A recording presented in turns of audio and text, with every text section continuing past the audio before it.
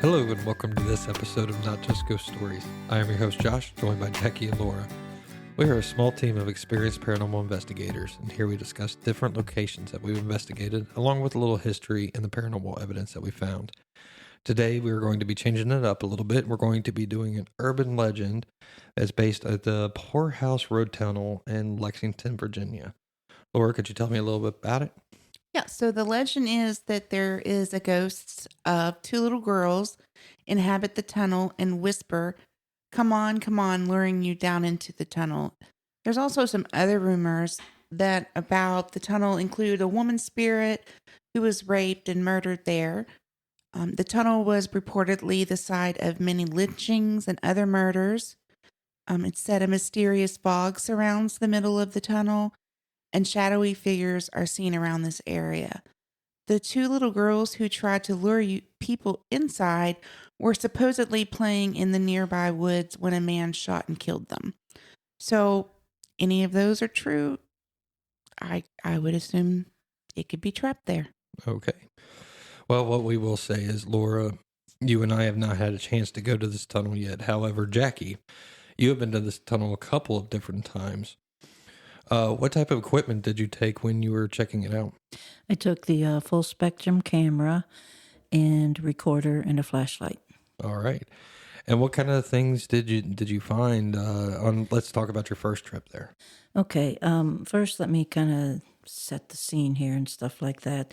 It's Poorhouse Road is one of those country lanes. It's about a lane and a half wide. It is paved, but there's gravel and stuff on it. It's not the best paved road, and it goes through dense forest. It's just outside the town of Lexington. So you're kind of out in the middle of nowhere in Virginia. Not as scary as West Virginia, but kind of scary.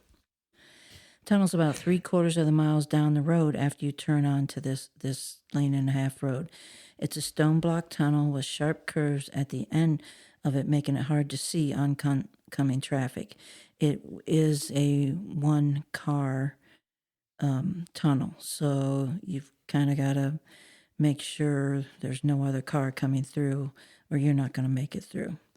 The floor of the tunnel is concrete, and along the left-hand side is it's about 4 inches drop down, and looks like a trough. It's concreted too, and there's a little creek that runs through it. And the first thing you notice about that is it's wide enough that you could run off the road and get a tire in there. And then, what the heck you going to do? You're on the road, but you're in the creek too. So you're kind of thinking about that when you're looking at the tunnel.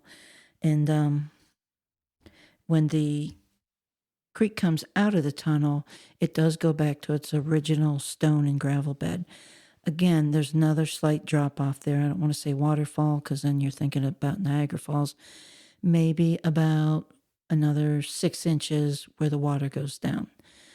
It is a creek. It was raining the day I went there, and it's not rushing water. You could step over it. If you stepped in it, the water's not going to, sweep you away. It's your typical creek and Is stuff. it more like runoff water? I don't know where it comes from because on the other side of the tunnel, it kind of disappears into the brush. So I'm trying to think around Lexington. There is the Maury River down there, but does it flow to that? Does it come out of that? I'm not really sure. So, but I grew up with all the creeks like this and stuff like that. We used to go catch minnows in them and things like that. It's just a creek that you really wouldn't think about that it would have anything to do, except that it does run through this tunnel. Now, real quick question for you. Now, this tunnel, is it still working to this day? Do people still drive through it? Yes. Matter of fact, on the road, there are houses on the road. There's space few and far between. The rest of it is woods, dense woods and brush and stuff like that. But the first time I went there were two cars and I stopped at the tunnel. There's a little place you can pull over. And I had Noches with me, my dog, and I had to hurry up and bring him back to my side because there was a car that went through the tunnel. And then as we were just getting in the car to drive through the tunnel, another car from the other way came through the tunnel. So it is a country road. It's not a well-traveled road, but it does have traffic on it. I'm Okay. sure there's teenagers out there often too if there's an urban legend in the area. I'm pretty sure because nowhere along this road is there any place you could pull over until you get to the tunnel. And on the other side of the tunnel, there was a place where you actually back in and you can kind of park your car there. So yeah, I think it gets a lot of teenagers and thrill seekers and people like ghost hunters out there. So the tunnel used to be is built in the late 1880s. It's located along the old B&O Railroad that connected Lexington to Staunton. It's a typical arch tunnel. It's made of stone block. It's it's like the land is flat, but where this tunnel is, of course, the land and stuff and trees and brush have grown up over it. So there's like a mound. And on top, I couldn't see on top. It was, first time I stopped, it was in June, so there was leaves. The second time I stopped was in December, so there wasn't leaves, but I'm assuming was there railroad tracks up there? And even if there are railroad tracks up there, I'm pretty sure they're grown over. I did not take the time to scramble up this hill to look and see what's on top. So, which I would, if I go back, I would do that and stuff because you kind of need to do that to investigate it. Inside, of course, the tunnel walls are covered with graffiti. Nothing bad, and most of it I couldn't even understand, so I don't know what exactly it was, but yeah. The tunnel, because the one end, you walk into it straight, but the one end, as you come out of it, the road does a sharp turn. So it is kind of dark in the middle. I was there during the daylight. Most of these urban legends, I will not go at night because it's not the spirits I'm afraid of. It's the cars, the teenagers, the Crazy people bears, at times. snakes, yeah, whatever and stuff. So I was there during the day. It was raining that day I was there. And like I say, the creek was still, you could just step over it and you didn't have to worry about being washed away if you got into it. Well, now, when you went there, you said you took, recorder, full spectrum and things like that. Did you have any feelings like when you first walked into the tunnel? Like, was there anything like, oh, there could be something? Well, and the reason why I did this, I didn't just decide from Kentucky to drive to Virginia, but I have family over there, so I pass this place every time I go over there. And I thought it'll make a nice little stop. I can do the urban legend and things. Read about the urban legend, people hearing voices, 2 girls in there, come on, come on. You get there, and the first thing you see is this stream through the tunnel. You're like, there's no legend here. Of course, they're hearing the water sounds. So I took a lot of pictures from outside, and then I did walk into it, and I was 3 steps in, and you can hear me say on the recorder, you can hear voices. You walk in there, and you're hearing the water. And because this is an arched stone and it's that the mound is all covered with leaves and stuff like that, it amplifies the sound of the stream. The stream sounds pleasant outside, but when you get in it, it's a little echoey and stuff. But on my 3rd step in, it was like I was hearing somebody turn the radio on real low. And you can hear the voices and you can hear the stream, but underneath that you hear voices, but you can't make out what they're saying. So I did not walk through the tunnel. Again, I had my dog and I had already had a car that came through. So I didn't want to get caught in the tunnel. So I just went in probably about a quarter of the way. And I will say that my dog had no problem running up to the tunnel, going in the tunnel, investigating the tunnel. He did not act like a dog that was seeing spirits or being afraid of anything in the tunnel. All right. Well, I mean, and a lot of times what we'll say is with a animal's instinct, a lot of times you can get different things and different feelings from them by what exactly they're looking at. I mean, we've all seen any type of videos or actually, seen it with any of our own pets of like they're looking at something. You're like, what are they looking at? And it turns out it could be something possible, paranormal or whatever they're going to. It's kind of what they say about, young children who are a little bit more open-minded. They have an imaginary friend. Is it really imaginary? So, that's a great thing to have, with Notice being by your side and kind of seeing how he's reacting to the situation. So that's a really good thing overall. I haven't taken Notice on many ghost hunts or anything like that, but my previous dog, I did take him on ghost hunts, and like you were saying, we were actually in a cemetery, and I had let him go. He's by my side, but I let him go to the end of the leash, and I had a recorder there, and I was standing there, and he went to the end of the leash. He stopped. He wasn't pulling on the leash. He stopped. He's facing away from me. He barked once, and then he came right back to my side, turned around, and sat there. I said, as to whatever was there, I said, is there somebody here? And did you scare my dog? And on the recorder, I picked up an answer. The answer said no. So, and that I had a lot of validation with that dog that he was a little ghost hunting dog. So I'm not saying this present Notice is a ghost hunting dog, but like I say, he had no problem running through that tunnel, and like nothing bothered him with it or anything. You need to make a trip through there when in that area they're like in a slight drought.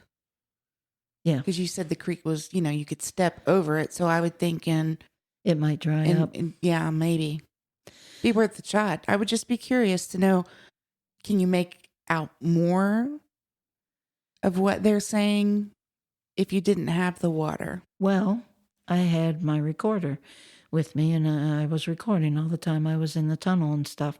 I come home and I listen to it, and listening to it, you can hear the water, but as you do these things, you'll find that I hear something underneath it. So I hear it, I use Audacity, I slow it down, and I can make out words. I made out the words, I think it says, you're fine.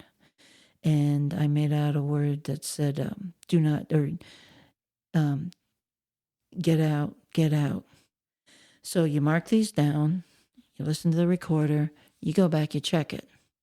Mm-hmm. I can't hear those things anymore. So what I'm wondering is, do we with sounds do the same as we do with shapes? When we see shapes, we try to make people out of them. When we hear sounds, are we trying to make words out of them? And so even on the recorder, I can, edit it a bit that I think they're words. But yet when I go back, can't find them again. Can't find them again. Oh, I mean, this is another thing that we've also talked about too, where, and which now I do have a analog recorder, but with digital recorders, is it one of those things? Can it be manipulated later on? I mean, I know for a fact that we had whistling at Gaines Tavern. Yeah. Can't find it now. Yep. It's gone. But we marked it. We had it. We actually had it set off into a separate file. Even on that separate file, it is no longer there. So, is it something that can be manipulated by something else? So that's another one of those questions. Can it be manipulated? Yeah, because we've had the video at Sweet Springs where I saw a man, and you watched the video, Laura watched the video. You didn't see the man. No. But one of your sons did. Yep. And he described him. I didn't describe him to anybody, and he described what I saw. But you pull that video up now. Can't find it. Can't find it. But you still feel, when you're looking at that, you still feel like that he's there. Mm-hmm. So could it be that way? Yeah, possibly, because the thing is, I am hearing the water. And this other noise is underneath that water. Yeah. So the second time I went, I took my husband, and I made him walk through the tunnel. And For the record, it's Tech Jeff. oh yeah, I took Tech Jeff, made him walk through the tunnel, and I didn't give him the recorder. Silly me, I kept the recorder. Didn't think that one through, I guess. And I asked him, the minute I stepped in that tunnel, like 3 steps in, it's like that radio comes on and you are hearing conversations. Like there's 2 or 3 people back there discussing things. Now, was the water flowing the second time you went too? Yes. Okay. So it wasn't raining, and it hadn't been raining, so it may not have been as loud, but yes, the water was still flowing. My thing is, though, even if your brain is just coming to those conclusions because it, wants to make sense of things. So if she was able to pick the words out once, you would think her brain would automatically pick them out the next time. Right. Not be absent. I mean, scientifically, that doesn't make sense. No, it doesn't, because even though I did not leave the editing, I mark where it's supposed to be. I go back and listen to it. I can't even find the undertone that alerted me to it the first time. But listening to the recording on another place, I found what I thought, I can't remember what they were saying, but I found some words. I believe I asked the person, could they tell me their name? And I found something that said, yes, but I'm not going to. And again, go back and look for it. You can't find it. But in doing that, maybe in another part of the recording, I found something different. So I'm not really sure. Is this paranormal? Is this some weird sound thing? Is there something about that tunnel and the water and just everything comes together that it's creating some sort of weird sound effect? I don't know. Also, the rumor about the woman, I didn't get anything like that, but I did catch some shadow movement. It was down at the other end of the tunnel. You saw it out of the corner of your eye, like you do shadow movement, and by the time you look, it was gone. So was it a shadow figure? I don't know. One of the full spectrum, when I first was looking through the full spectrum pictures, I did see what I thought was a shadow figure. As you pull it up and you look at it, you realize that it's just a play of the light, and it's not really a person type figure. So, well, I'm sure in one of our journeys, hopefully we'll all roll through there together. yeah, and this needs more. Like I say, I really should go up to the top of the hill to find out what's there. I don't know, maybe there's some speaker there, or who knows what's there. And I would want to do experiments too, like maybe put one person Right. in the tunnel and then, one at the end. Top, one yeah. Somebody go down below, somebody go up top. Just make sounds. Yeah. And not make sounds. And Since, definitely communicate. Hey, I just heard this. And communicate if you're able to hear that, on the top or the bottom or. Well, let's go back to one of the very first things that we ever talked about on this podcast, which is the legend of Pigman. Right? It's at a bridge. It's outside. Jackie, you referenced at one point you heard a dog barking. right. That can be construed as a possible, because it was a smaller style type of dog. Late at night. At night, you're hearing that, could be construed as something different. With, water running through things, sometimes, you have actually many different frequencies to water running, right?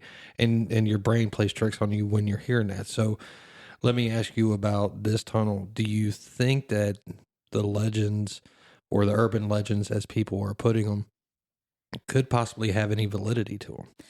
And that was another thing. In my research, and my research had to be done offline because I'm not going to drive to Lexington, Virginia and go to the library and stuff. It's a little far away. So in my research online, I found nothing about 2 little girls getting murdered. I found nothing about a rape. At one point, even one of the articles I read said there were many lynchings at that tunnel. But I didn't even put that in here because that was one reference and I found nothing else about it. So I did read other paranormal people there that have, I like the mysterious fog in the tunnel because think about it. You have a tunnel, it's stone, it has river running through it. Humidity, fog, whatever. Yeah. And with a tunnel, I mean, you're going to get temperature changes from the outside to the inside, especially into the middle, because that's going to be a cooler. Right. So you would expect to see fog there even when you don't see it outside. Yeah. Yeah. Now, did I get a lot of orbs the first time I took the full spectrum and took pictures? Yes, I did. But as I said, it was raining. So I did not get orbs. I got water droplets. Well, I mean, and even with orbs, we're a group that whenever we see an orb on a picture, we have to doubt it a lot. Okay. Right. Could it be dust? Could it be a bug? Could it be water in this instance or anything else? So it's one of those things we have to be 100% sure that it's not any of those other things or outside elements that it could be. So that's kind of one of the cool things about us as a group, I think. But you know, these urban legends, I love the idea of them. I love how they work out. You know, we're going to have a few more as we go along in this podcast. This podcast series, and try to figure out some other ones and different things. You know, like I said, going back to Pigman, we learned that there are many different places have a Pigman. You know, and why is that type of thing? Well, we also learned there is a genetic condition that creates a face that is not symmetrical. Yeah. So let me ask you this. Why do you think that this lore has come up about this specific tunnel?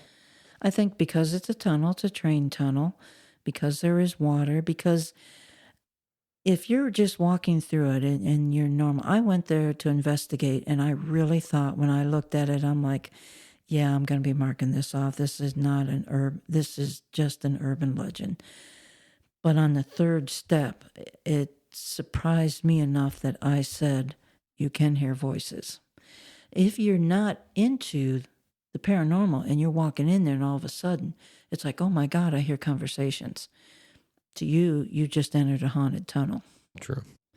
So to us, we just entered a place that we need to look into a little bit more. And we definitely got to go do this sometime soon. Maybe we're going to try to set up a ghost hunt. If anybody has anything in Lexington, Virginia that they would like us to look at, let us know. We'll check this one out too. Oh, there's a lot of places in Virginia. But for me, urban legends, just because you can't prove exactly what they say the legend is, I still feel like something had to happen in these places of some sorts, or you know, how would the legend start? Somebody just randomly goes and says it's haunted? We did hear, just catches on?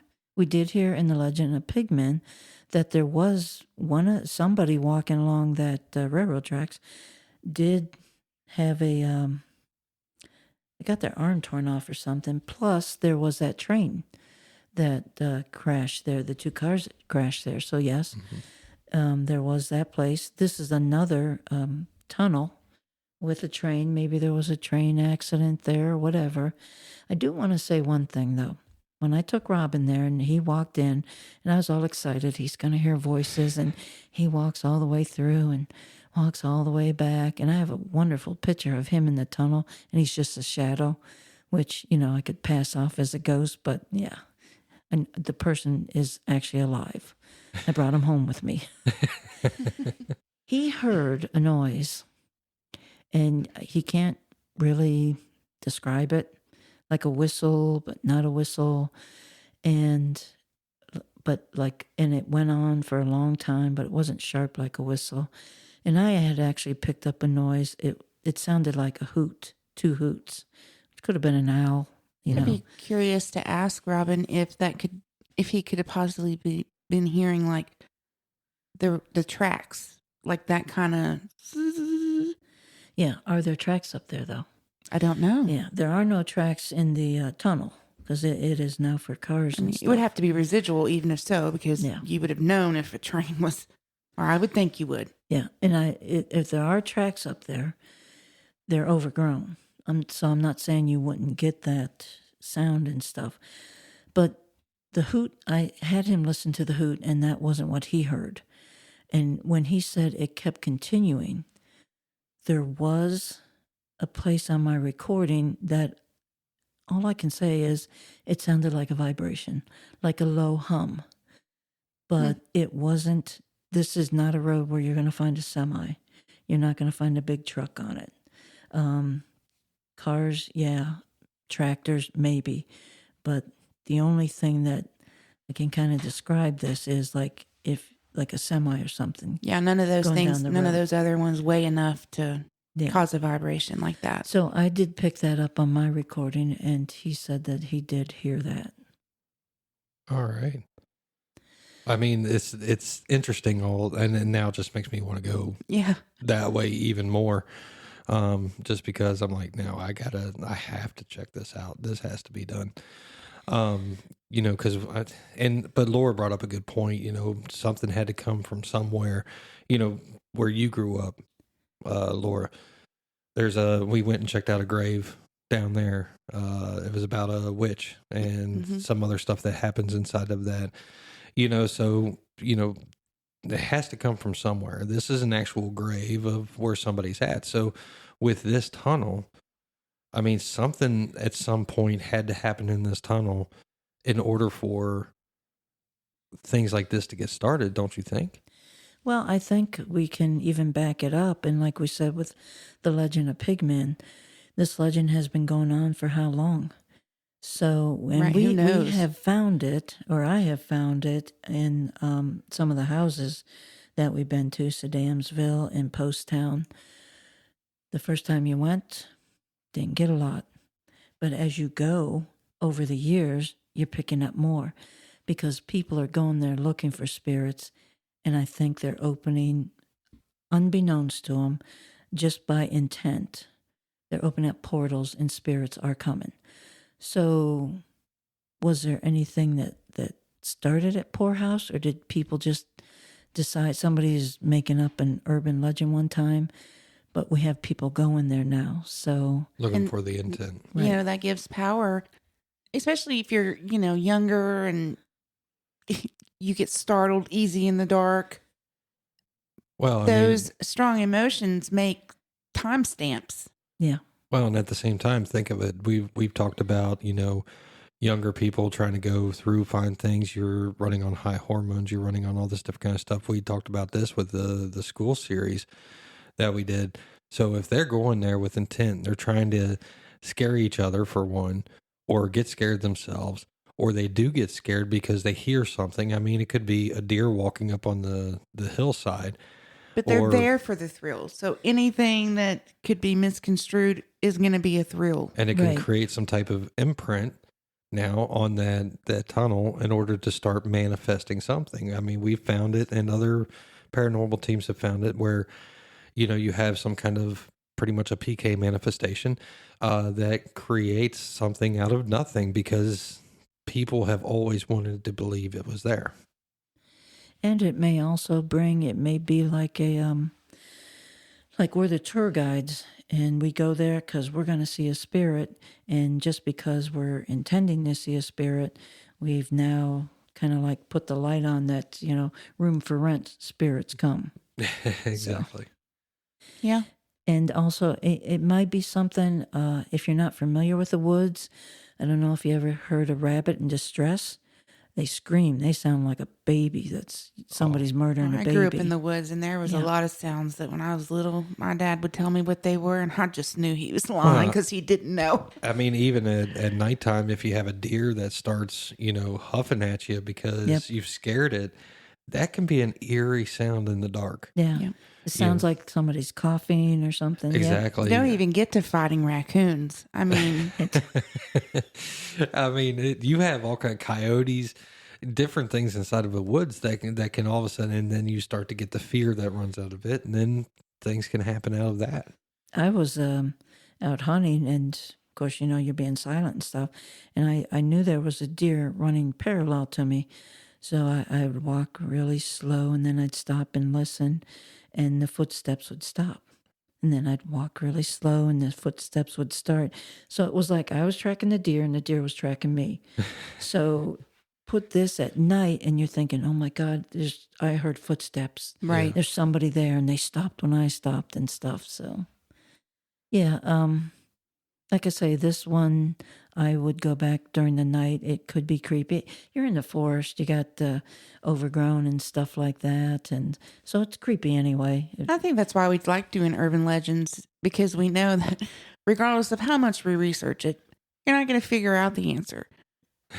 But when you're a ghost hunter, it's intriguing. Like, you're here for answers, so we just keep looking. Now, there is one thing that will scare the crap out of you going to this. Just before the bridge, the stream that runs through the bridge, or tunnel, runs through the tunnel, crosses the road. And the road dips down a little bit. And I'm in my little Ford Escape, and there's a stick to tell you how high the water could get. And I had to look up because the water could get up to 6 feet. And I thought, now I'm scared. Yeah. And of course it was raining that day and I'm thinking, oh my God, now I'm scared. So, but we made it over the road, never got even touched the stick or anything. Well, that's good. Well, that's good. Well, we bring up these legends because we want to hear from everybody that listens to us. We want you to contact us if you have legends in your area and you want us to come check it out. We're more than happy to do that. We would love to, we like to build those in when we're traveling long distances, just like Jackie did with the tunnel. Exactly. Take a break, let the dog run loose, and and also, of course, we've only done a few urban legends, but really, Laura and I will be talking about a couple more. And while what drew us there for the legend might not be true, but both those places, I would say there's something there. Yes. So, and the same way with Pigman. Mm-hmm. We showed the pictures to our psychic, Donna, and she picked up on the train crash. So it may not be the legend, but so far we're batting 1,000 on haunted places. So, I mean, it's just another fun thing, even if there's absolutely nothing there. Most of the time, like we've said, it's there because of a reason, and then things end up happening from that. So, this is right up our alley. We love doing this type of stuff. So please let us know. There could also be the fact that there was paranormal activity there a long time ago. And once the tunnel was built, then somebody was going through there in that specific spot. Because we don't know what was settled there 300 years ago. So it's very possible that it's a paranormal experience that they're not understanding. And in order to make it sense, it just turns into an urban legend. I'm actually glad you brought up that because I forgot where this tunnel was at. Like I say, I have family over there. My daughter lives over there, and she lives in a huge housing development and stuff. And because my granddaughter is psychic, I have had to do some research on the property and where my daughter's house sits and where there's, I think, 9,000 other houses. It used to be the Confederate camp during the Civil War for 6 months, and then the Union took it over. And right behind her is a old church, a quiet church, and that church was part of the battlefield. So we're talking Lexington. Again, the Civil War took place mainly in Virginia. I know it got the other states, but I'm finding out that there's not a lot of property that wasn't touched. So yeah, what battle was fought there? Was there a small skirmish there during the Civil War? Were there dead soldiers? If there was a cabin there, was that used as a hospital and stuff? So it could very well that could have brought in the paranormal activity that way too. Yeah. All right. Well, any last words before we wrap up this podcast? Nope, but like I say, I'm not willing to say it's paranormal, and I'm not willing to say it's not paranormal. And as with most stuff, it's brought up a lot more questions about sound. Why is it that have these weird sound anomalies? And it, I think I'm just going to have to put my hiking boots on and climb up that mountain to see what's on top of that tunnel. Well, I was about to say, now this gives us an excuse. We'll have another podcast about it. We're going to go as a group and go get this thing done because I want to check it out overall too. So I know Laura wants to check it out. So maybe we can actually do some type of experiments and have some answers on the next podcast about the Poorhouse tunnel. And you know what's over there that we had to take off our ghost hunting, St. Albans. We had to take it off the ghost hunting list because of your dream. Maybe it's time to put it back on, and that's in Virginia. Maybe it is time to put it back on, so maybe we can do that. So yeah, I'm down for it. I was upset when we had to remove it. All right. Well, on that note, this has been Not Just Ghost Stories. We have been your hosts, Josh, Laura, and Jackie. And until next time, you can find information and contact us on our website at notjustghoststories.com and see evidence that we discussed on Facebook at Not Just Ghost Stories.